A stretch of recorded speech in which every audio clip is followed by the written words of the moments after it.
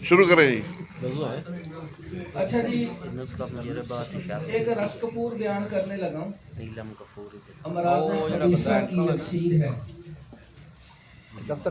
Shortcut से जल्दी जल्दी बनने वाला अमल है। आधा किलो गंधक आंवला सार लेनी है, 1 पाव काफूर लेना है, तोला तोला की 5 डलियां रस कपूर की लेनी है, 1 लीटर मिट्टी का तेल। बात सुन लें, आप लोगों के काम आने वाली बात है जी सर, जी शुरू करें। एक दावड़ा लेना है, कढ़ाई लेनी है, 1 पाव गंधक आंवला सार पीस के उसके अंदर बिछा दें। 1 पाव काफूर लेना है, आधा काफूर गंधक के ऊपर बिछाएं, उसके ऊपर तोला तोला की 5 डलियां रस कपूर की रख दें। रस कपूर के ऊपर आधा पाव काफूर डाल दें, ऊपर फिर 1 पाव गंधक आंवला सार बिछा दें।